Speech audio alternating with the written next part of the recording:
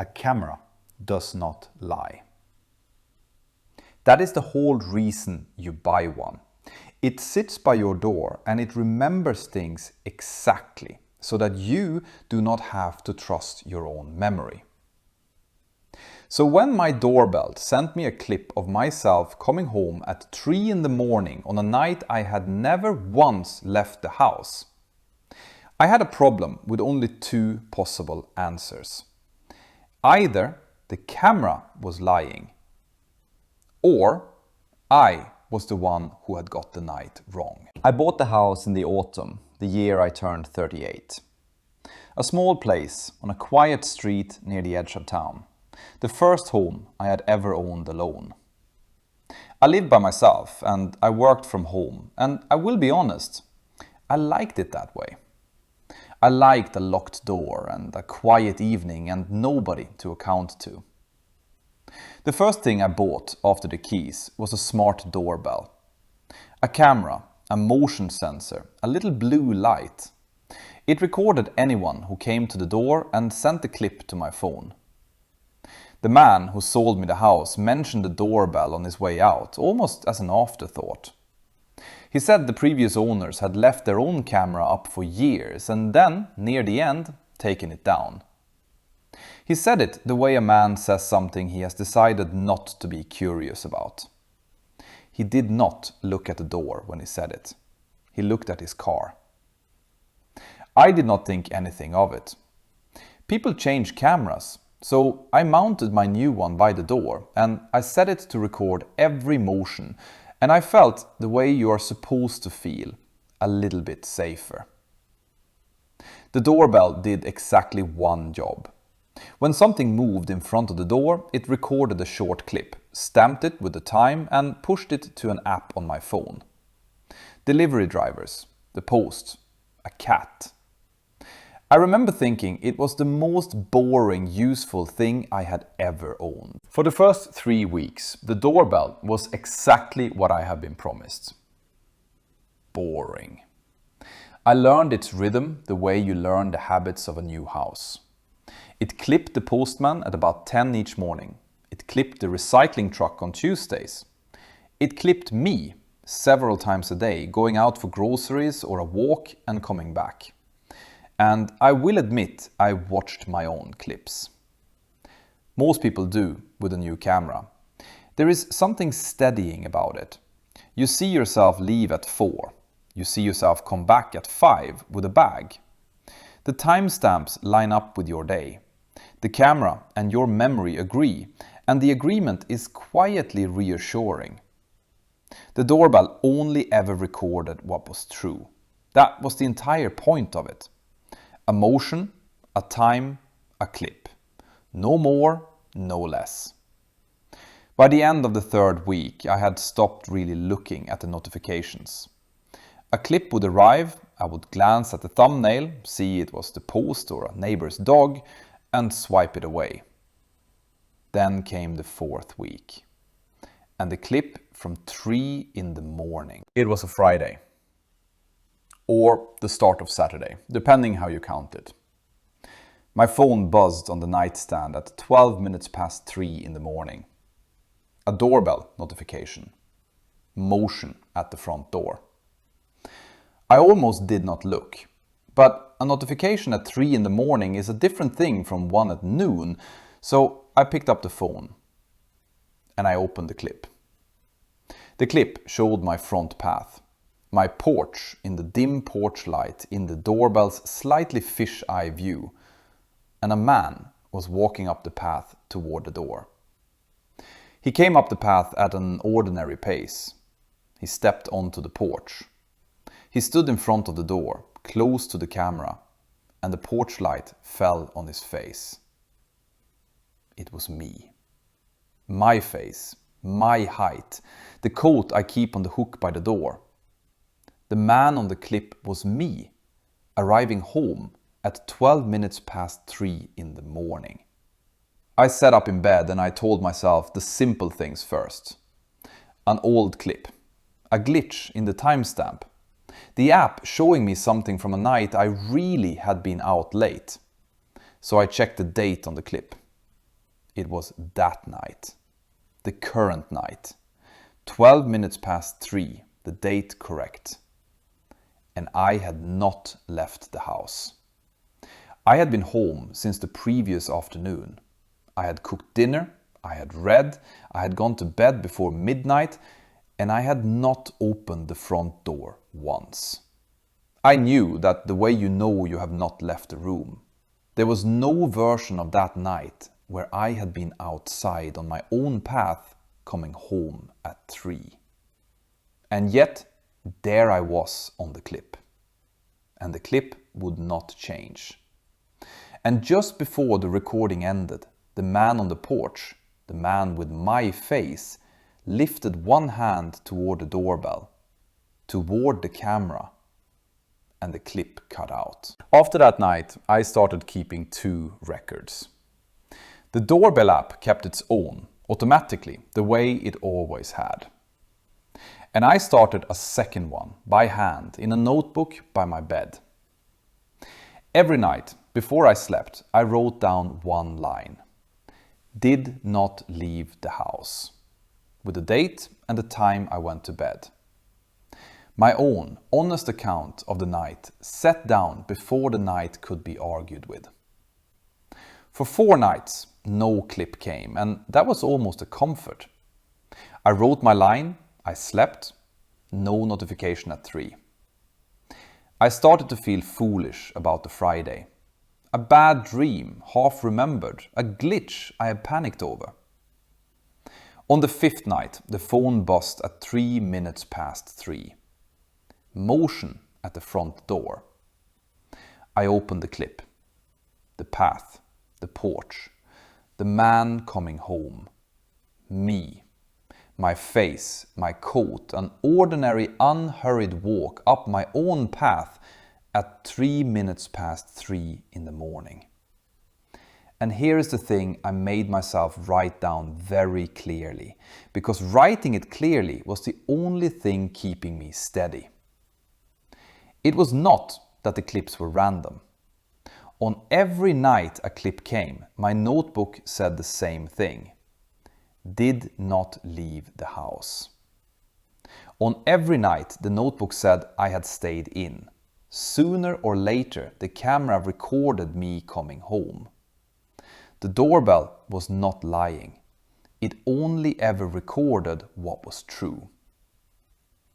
It was recording a true thing that I had no memory of doing. And the times were creeping. The first clip, 12 past 3.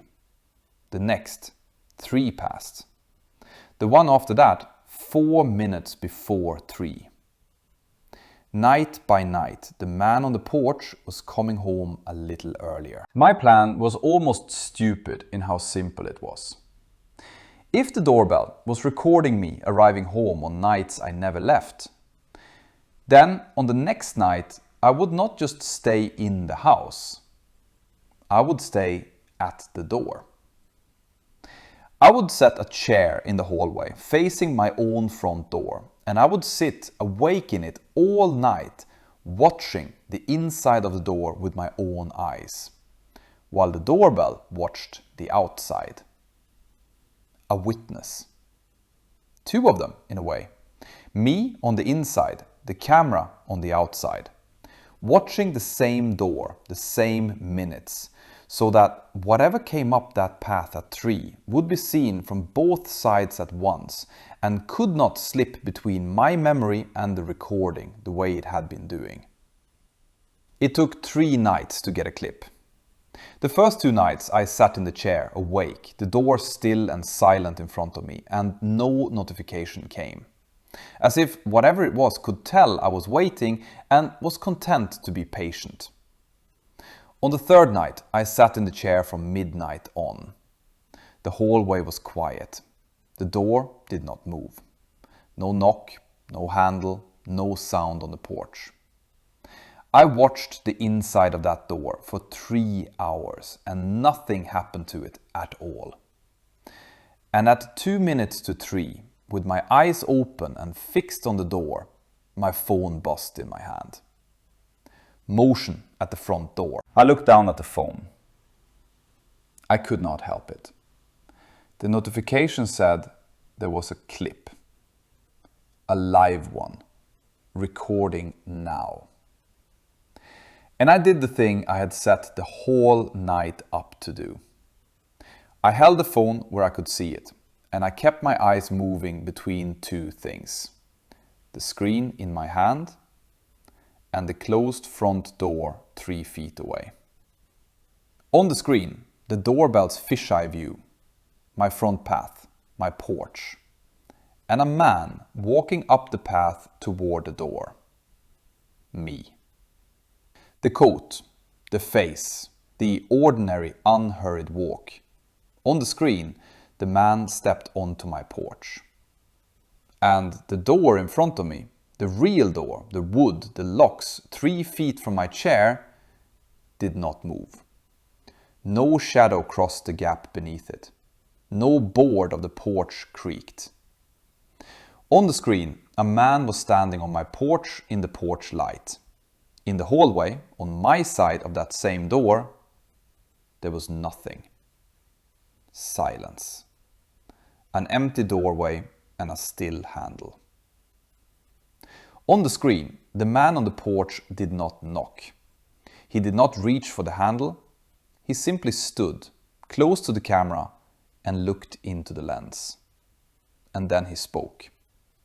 The doorbell records sound, and through the small speaker of my phone in the hallway in the dark, I heard the man on my porch say, in my own voice, the thing I have thought about every night since. He said, "You should let me in soon. I have been coming home for weeks. Every night I get to the door a little earlier. And one of these nights I am going to get here before you have finished pretending that you are the one already inside." And then, on the screen, the man on the porch reached out, and the real handle of the real door, 3 feet from my chair, turned a slow 1/4 inch all on its own and stopped. I did not open the door. I want that on the record. I sat in the chair until the sky in the sidelight window went grey. And the handle did not turn again, and when it was full daylight, I did the one thing I had not yet thought to do. I went looking for the old footage. Not mine, the previous owners. The man who sold me the house had said they kept a camera on that door for years and took it down near the end. The doorbell company stores clips in the cloud, tied to the address, not the owner. When I had set up my account, it had asked if I wanted to import the history for the property. I had said no. I had wanted a fresh start. That morning, I went into the settings and I said yes. Years of clips loaded onto my phone. I scrolled to the oldest ones first. The previous owners, ordinary, going about ordinary years, coming and going in daylight. A man, a woman, a routine. And then, somewhere in the middle of their time in the house, the 3 in the morning clips began. I watched them in order. The same shape every time.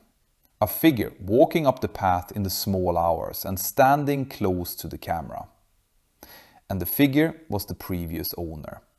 His face, his coat. Coming home at 3 in the morning on his own porch for weeks. And the times crept earlier, exactly the way mine had. 3:12, 3:03, 2 minutes to 3. And the last clip the previous owners ever recorded was timed at 3 in the morning exactly. Not a minute past, not a minute before. 3 precisely.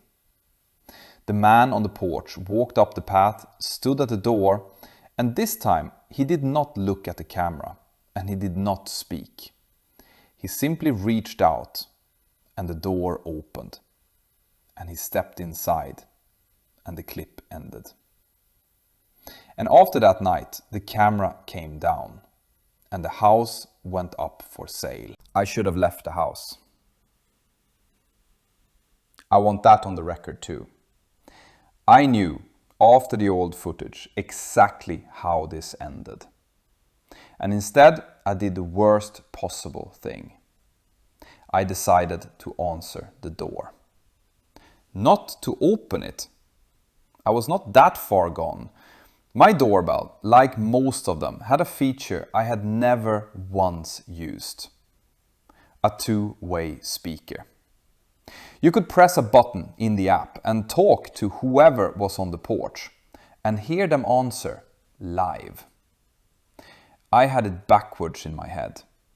I thought if I spoke to the man on the porch, reasoned with him, my own voice to his, told him plainly that I was the one who lived here, then the question of which of us was real would settle in my favor. Because I would be the one who got to speak first. So the next night I did not sit in the hallway. I sat on my bed with the phone, the app open, my thumb over the talk button. And at 1 minute to 3, the phone buzzed. Motion at the front door. I opened the live feed. The man was on the porch. Me. The coat, the face, close to the lens. And I pressed the button.